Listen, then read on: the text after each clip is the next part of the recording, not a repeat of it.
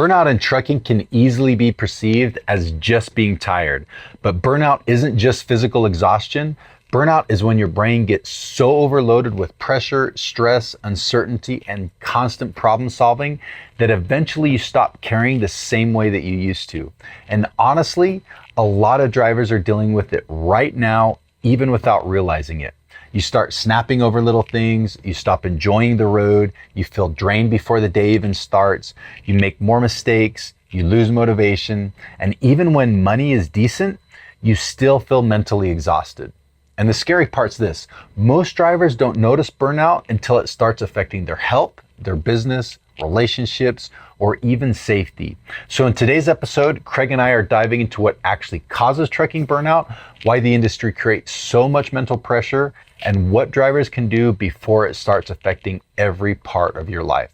If you or somebody else is experiencing any of those things, oftentimes your company is going to have resources to help you cope with that, or there are also some federal resources that anybody can find pretty easily by just looking online.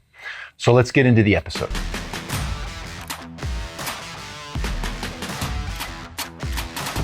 I'm Chris. This is my 7th year owning a trucking company and hosting the Haulin Assets podcast. When I first started, I thought I knew trucking. Turns out I had no idea how much I would learn. Welcome back to Haulin Assets 2.0, where I take you through the good and the bad, the ups and the downs of being an owner-operator. Indeed, welcome everybody. Welcome to the Haulin Assets podcast, episode number 195, inching ever closer to that second milestone that we're looking forward to. I am Craig, your host. Over there, he is Chris. How's it going, Chris? I'm doing well. How are you, Craig? You know, I'm doing all right. It's been a pretty good couple weeks since we talked, and so yeah, it's spring. It's almost summer. Things are hopefully looking up. That said, as you mentioned in the teaser, we are talking about a heavier topic today. We're talking about burnout. And, you know, there's going to be some other topics we're going to address as well. Before we get to the heavy stuff, Chris, can I throw something light your way? Yeah, you bet. You said, I want to talk about burnout. And I knew exactly what you meant right away. But just for fun, that got the wheels turning. And so I hopped on YouTube. And sure enough, just as I suspected, there is such a thing as semi-truck drag racing. As I was thinking, like, oh, burnout, like, oh, you're leaving half your drive tire tread on the road behind you, right?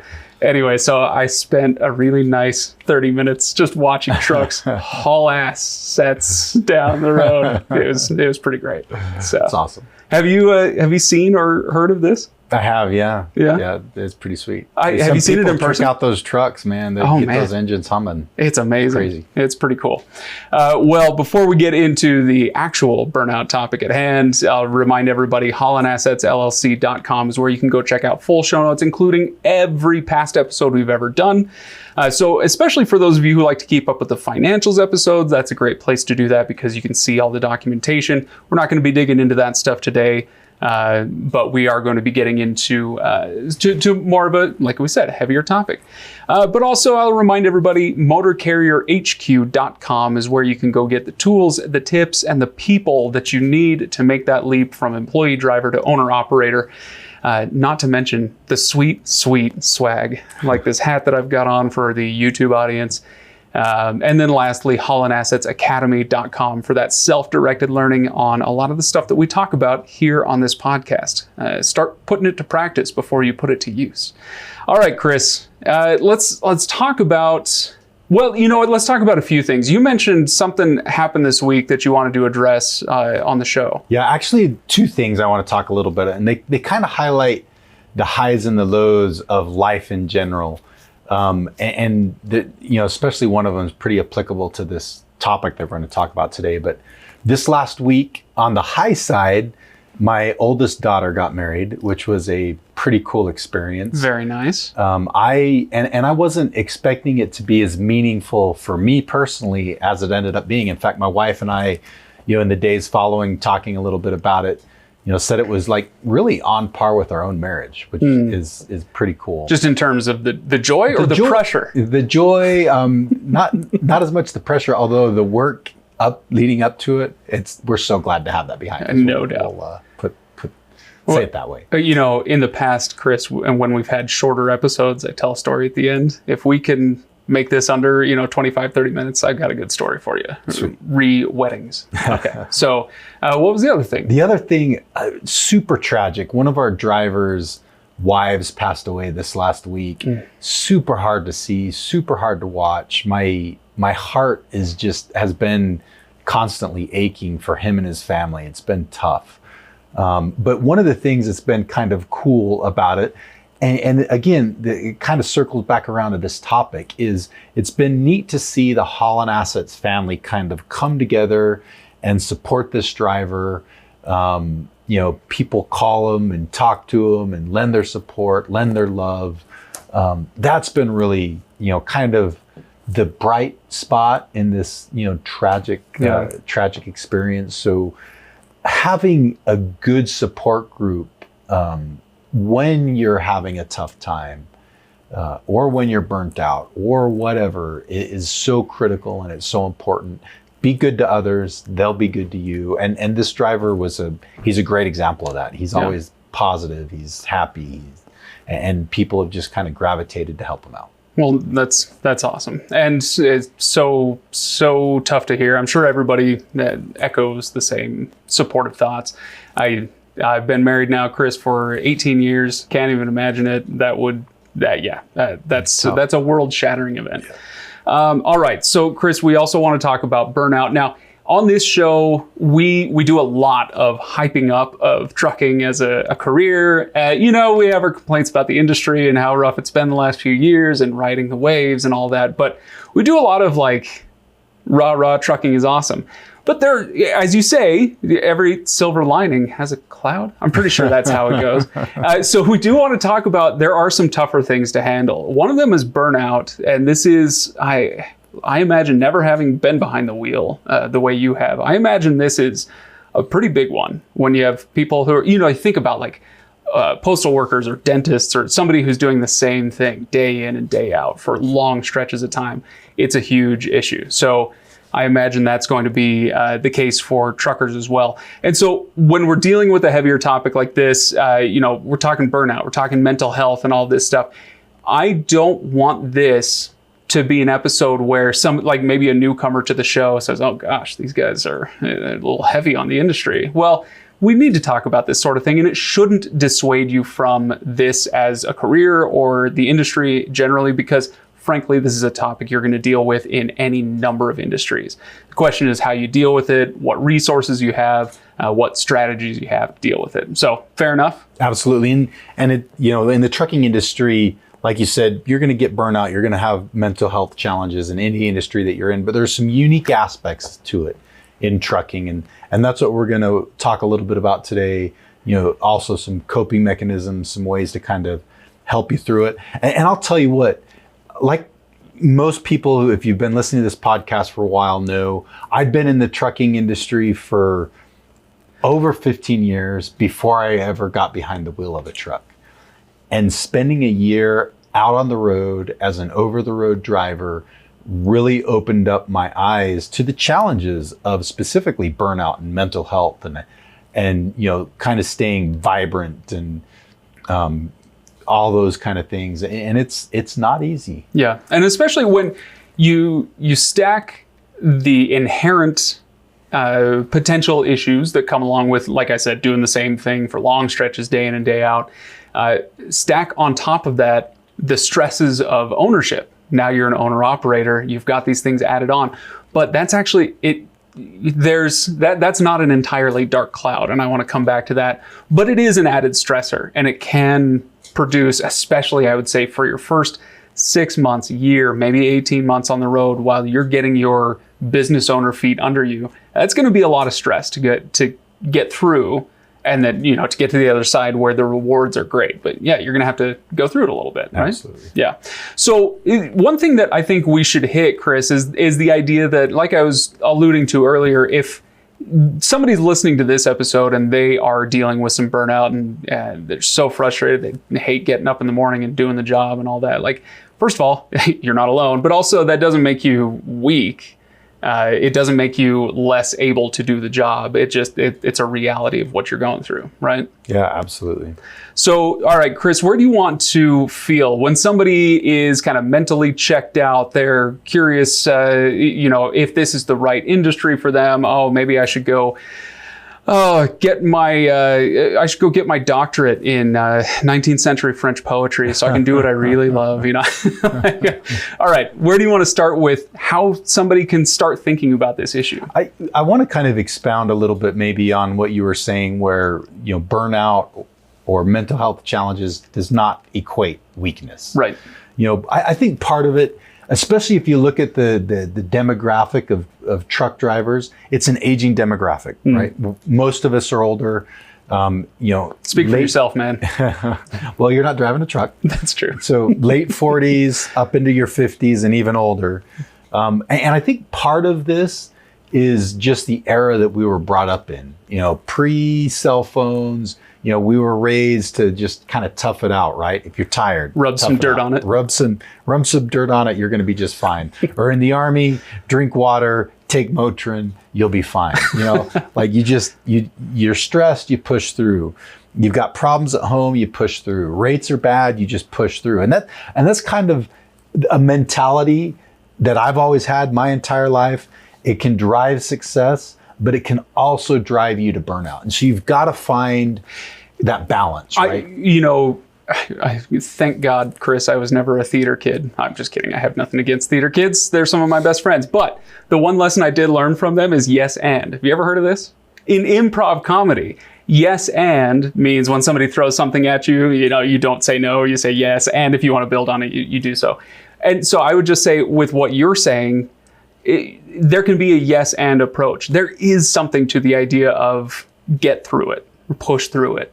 But you don't have to do that and suffer the entire way through, right? So yes, and the pain of burnout is real, right? For real. Okay.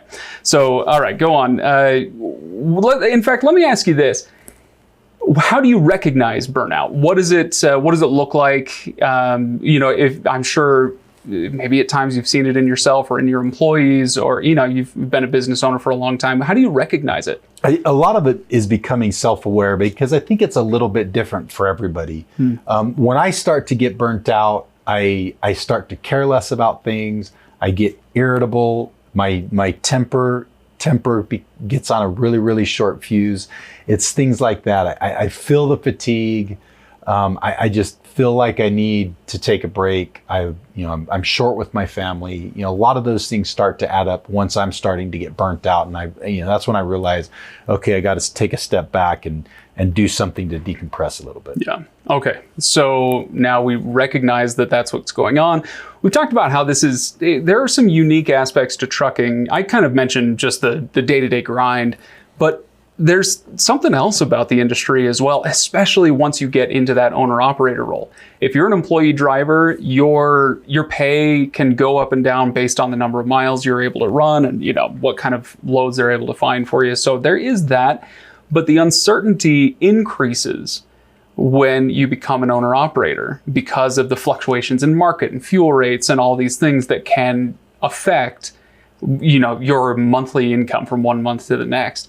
And so that uncertainty is going to be huge. It's a big stressor, right? And you got to figure out how to deal with that. Has that been your experience? Absolutely. I think there's really two things here that the added stress is, and that accumulation of stress without some way to relieve it is really, in my experience, what leads to burnout.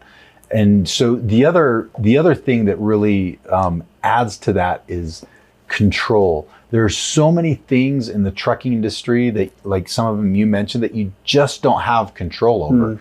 And so that not having control, uncertainty, those two things just add that stress on, and it increases and increases and increases. And you have to find a way to release it. You've got to find a way to release that pressure, or you're eventually just going to explode. That burnout's going to get so bad, you're either going to completely shut down or you're going to explode on other people. Now, when you say release it, and maybe I should save this question. I'll throw the question out there, and then if we want to save it and address it later, that's fine.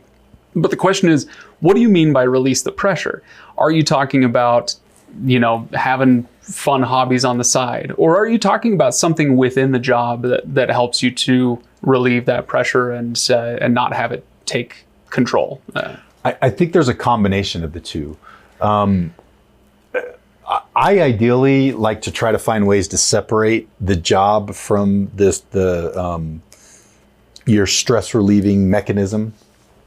There are some things that you can do kind of while you're on the job to do that. But I think to really, really be able to relieve that pressure completely, it takes some off the job time. So it could be other hobbies. We'll get into these a little bit later on in the episode, but you've got to find those pressure relief mechanisms. Right. And if you don't, it's just going to build, and it's eventually going to lead to a catastrophic event. Anything else about trucking that, and I don't, like I said at the top of the episode, this is not an episode that's meant to beat up on the job or the industry, but I am curious, again, as somebody who isn't behind the wheel, what are some other stressors? I assume that there are going to be people listening to this episode who have their own things they're going through when it comes to burnout. I imagine the isolation is a huge one, right? Isolation's a big one. Just again, things that are out of your control. So traffic is out of your control. If you're an owner operator and you're the one paying the fuel bill, that's kind of really a big chunk of that's out of your control. What's happening in the market and the economy is for the most part out of your control. There's things that we can do to kind of mitigate that, but ultimately that not being in control and all of that stuff kind of leads to uncertainty. How much money am I going to make this month? How much money am I going to make next month? What's going to happen? All that it builds that pressure. Yeah. All right. So let's talk about pressure relief or release, whichever way you want to say it, Chris. The place I want to start with this is actually kind of a cart and horse or chicken and egg situation. And that's what happens physically when you're burned out and like you're mentally fatigued and you just feel like, hey, I can't do this anymore. And I speak from experience, okay? Not from behind the wheel, but it just in life in general. When I've experienced burnout, as you say, you lose interest. And that can go for a lot of things. Not just in your hobbies or your favorite shows or whatever, but also in yourself and taking care of yourself. So what I wanted to talk about was when you're experiencing burnout, it can affect you physically. You're losing sleep. You're less interested in exercising, in eating right. You're like comfort food. This, we talk about, oh, I'm under stress. Give me that pint of ice cream, right? And this is where the cart and horse thing comes in, because one of the ways that I would suggest fighting burnout is through taking care of yourself physically. And we've done episodes on this, like 1 or 2 episodes on this before, in terms of exercise and diet on the road. I think this is a huge part of it. Is it going to solve everything? No, but it's going to give your mental health a good physical baseline to work from. Because when you eat right, when you exercise every morning, no matter how tired you are, it gives you those fancy brain chemicals that the biologists will tell you all about, but that make you feel better throughout the day. It's one of those cruel ironies of life that the more you rest, the more tired you're going to get. Yeah, I mean, if you understand what I'm talking about. Your body just doesn't acclimatize to it. So there's a couple things that in my personal life experiences that I think, for me anyway, kind of drive this point home. First and foremost, I've always struggled with my weight. Like I yo-yo up and down, not huge amounts, but 50 pounds. Wow. I can go up 50, come down 50, go up 50, come down 50, 40, 50 is not super uncommon for me. And every time I gain weight, because I'm not eating right and I'm not exercising the way that I'm supposed to, that kind of slowly creeps up on you. You don't realize how draining it is physically, how draining it is mentally, and how it just, your physical body affects your stamina mentally, and it affects that ability to cope with a lot of things. And then when I lose the weight, every single time, I'm like, why did I let myself get that way? I feel so much better now. I feel better physically. I'm able to take on the challenges of life so much better. I've got the energy, the mental clarity, everything that I need to do well in that. another thing that really has helped me drive this home with me and understanding is years ago when I was younger, I went through a course in the Army that's called the Sapper Leader course. It's basically very similar to Ranger School, but it's geared towards combat engineers, and very physically demanding, mentally demanding, high failure rate. And I made it through it, and people would always ask me like, what was kind of your key to success? And what I tell people is, you've got to be physically strong to make it through. If you're not physically strong, you may be to the point where you can just barely squeak by physically and you can get it, but you're going to be so exhausted because you weren't physically where you needed to be that your mental game and the mental aspect of that course is just you're going to fail at it. Right. And I think that's so true in so many aspects of life. If you're watching yourself physically, if you're getting some kind of physical exercise, it doesn't have to be big. It doesn't have to be fancy, super fancy. Even just walking. Like when I would... No, please go on. When I would sit at a shipper or a broker or a shipper or receivers, waiting an hour, 2 hours, 4 hours to get loaded or unloaded, I would spend a chunk of that time, even if it was walking just back and forth in front of the rows of trucks, waiting to get loaded and unloaded, I would do that. You can rack up miles in a couple of hours doing that. And it's good for your mental health. Even just, putting in something you like listening to, whether it's an audiobook or music, just so it clears your mind. You kind of get some of those endorphins from the exercise, makes a huge difference. And there's no driver who can't do that. 2025, I did 10,000 steps a day, every single day. 365 days in a row. It was awesome. It was so frustrating sometimes, and I didn't want to get up and do it, but I'd wake up at 6 a.m. It takes about 90 to 100 minutes if you're walking quick to get those 10,000 steps. And Chris, 2025, how many times was I sick that year? Zero. Goose egg. Nothing. And that's, there were stressful days and all that. It's not like those went away. But as far as my physical health and a bleed over into the mental health, it was huge. 2026, I finally went, okay, I can chill out. I started a different exercise regimen. How many times have I been sick? Now we're in May. About 4 times, Chris. So it's coming back. The 10,000 steps. It makes a big difference.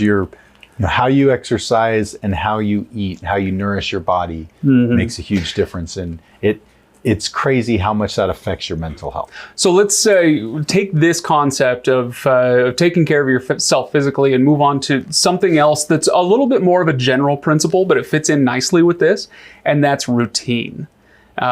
When you are on the job, you're on duty, you're going to develop a routine over the years, right? Checking your logs and checking your equipment and whatever your routines are at the shipper and the receiver and all of that. But extend that outside of your job as well. Now, that doesn't mean you need to strictly regiment every aspect of your life. You do need true downtime and free time. But like I was saying with the 10,000 steps, I was waking up every morning at 6 o'clock and going on a long walk. And that routine is massive. That wasn't something I was doing for work. It was something I was doing for me, but it did help my performance at work considerably. So tell me about routines. I mean, you're a military man. You grew up on a farm. Routine comes second nature to you, I'm guessing. Yeah, routine for me is huge.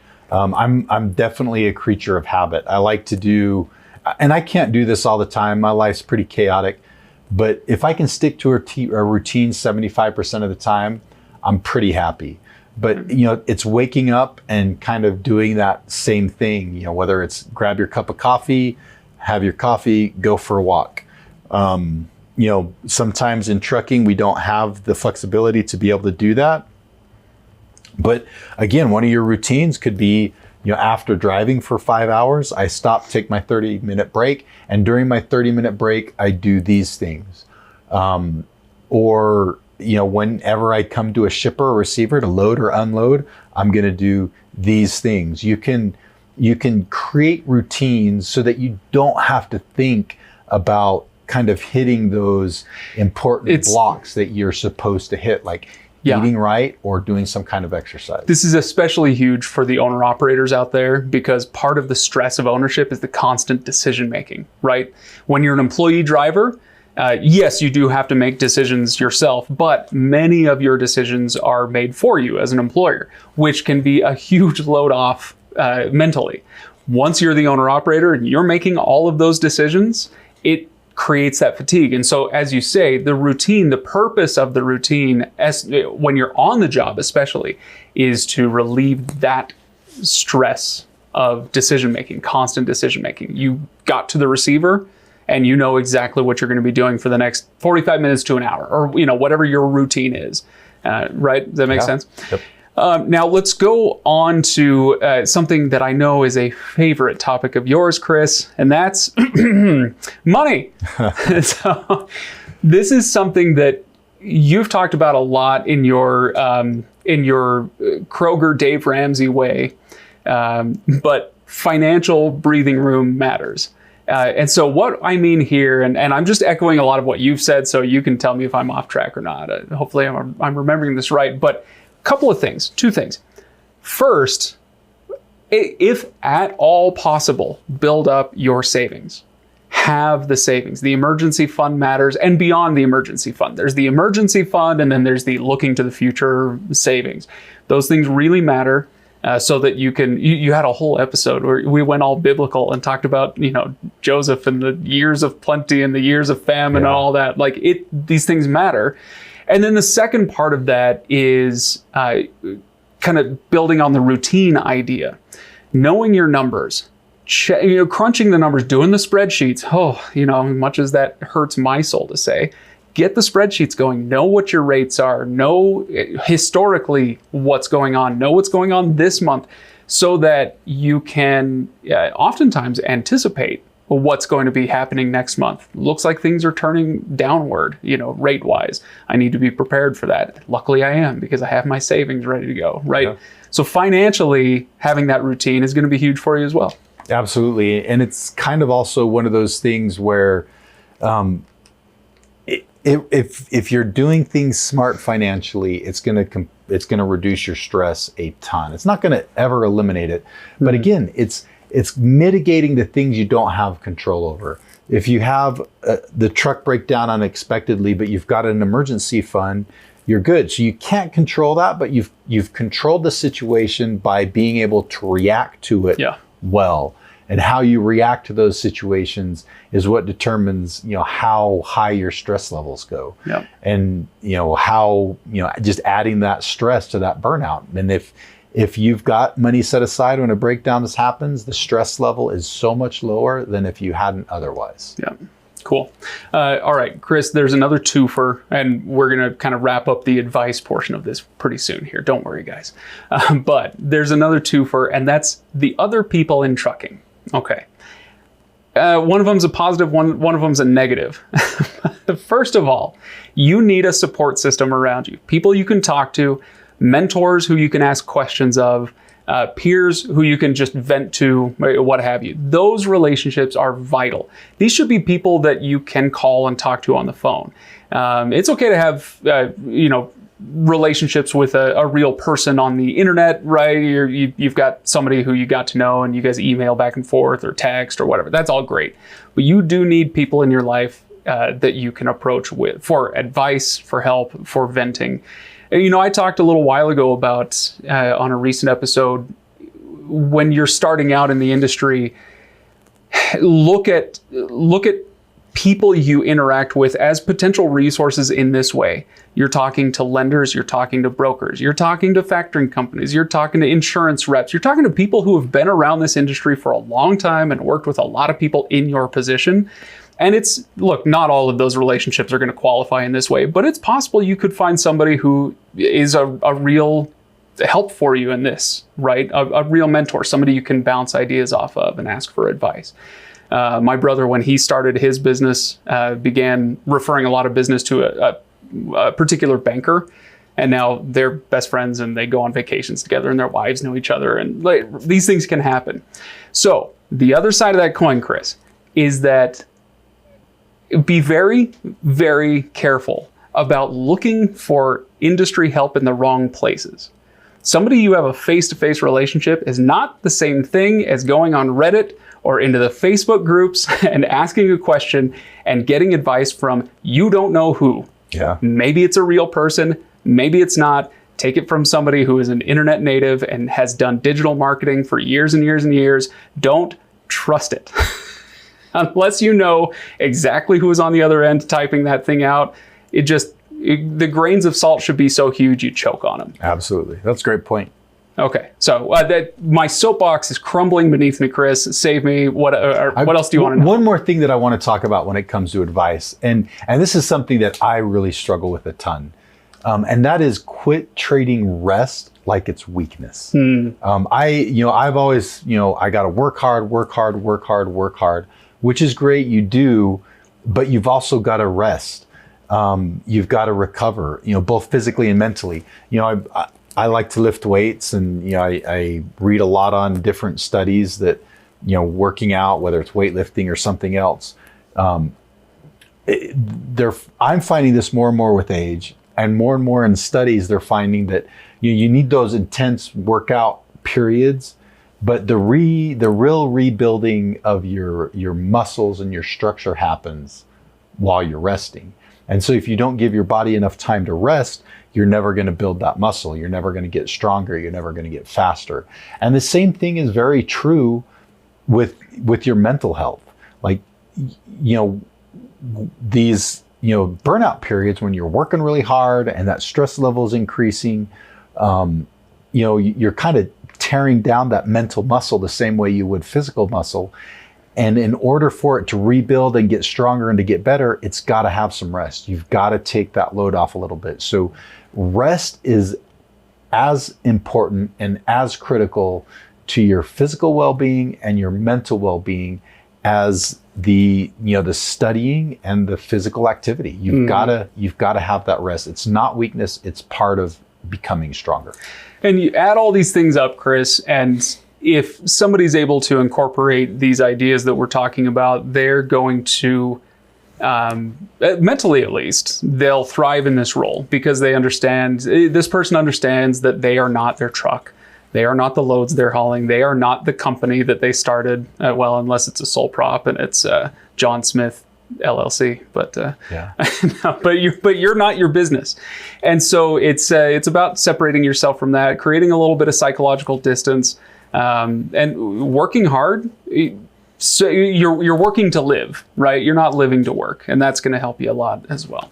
All right, Chris, let's wrap this up. It's been way too heavy for way too long. But what are your final thoughts on burnout and how to deal with it?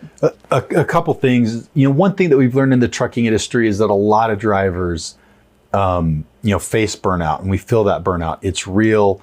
But it's one of those things that's just not talked about a whole lot in the industry. And so let's kind of change that.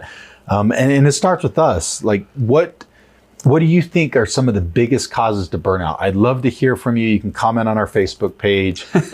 where we know you're real. Yeah, where I am real. I'm here. I'm the real Chris. What is it? Is it the long hours? Is it the financial pressure? Is it the traffic, shippers, receivers? Yeah. What is it that causes you burnout?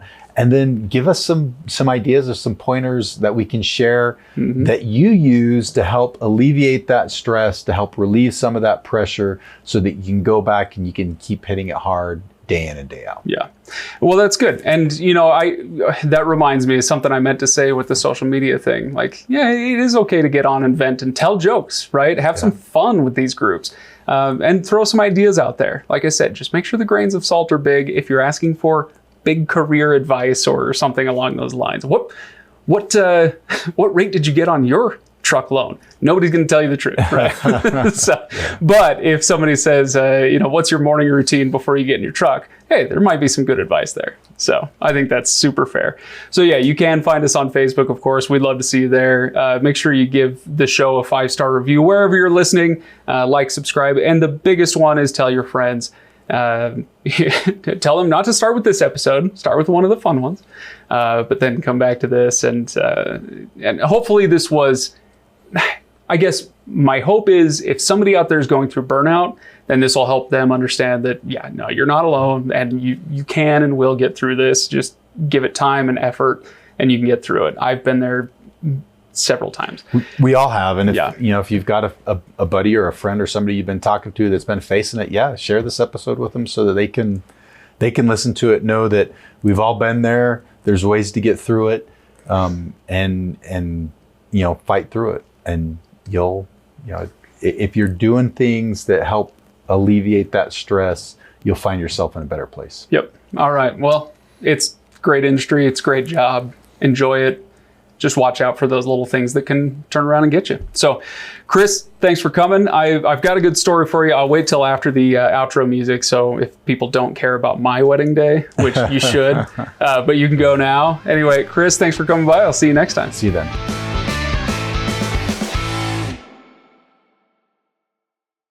Okay, Chris.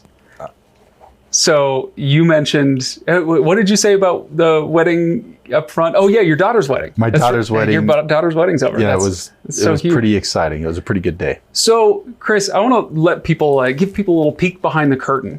As longtime listeners know, we broadcast from the Salt Lake City area. We both live in Utah, both grew up LDS, right? Mormon families, and Mormon weddings are an interesting little phenomenon. It's very much like every other type of wedding, except, for some specific ways. One of them is the schedule. So your typical wedding might take place in the mid to late afternoon.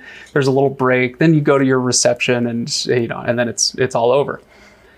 Most Mormon weddings, I would say, take place sometime in like the mid-morning up to midday.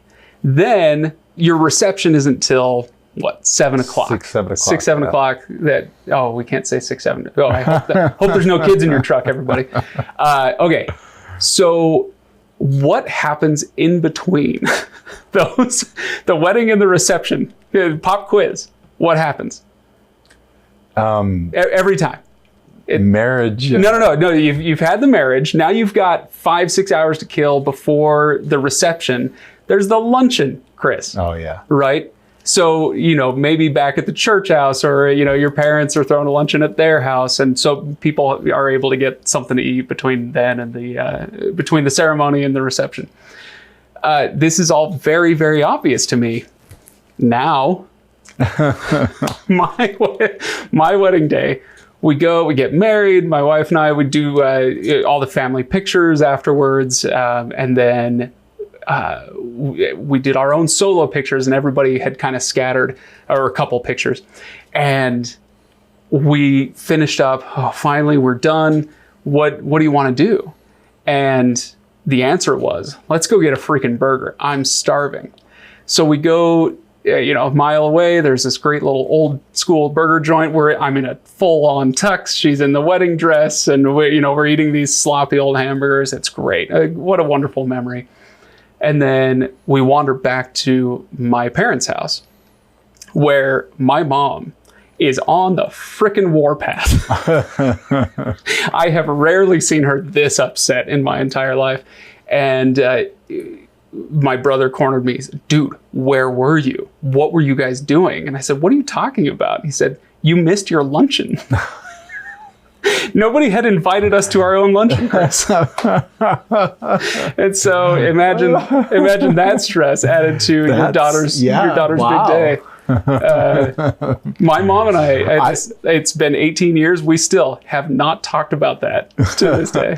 I don't think I've ever heard of that happening before. That's a new one for me. Nobody invited the bride and groom to their own luncheon. It was because everybody knows that's what you do after the ceremony. That's funny. Except for us. Anyway, all right. Thanks, Chris. I'll see you. See ya.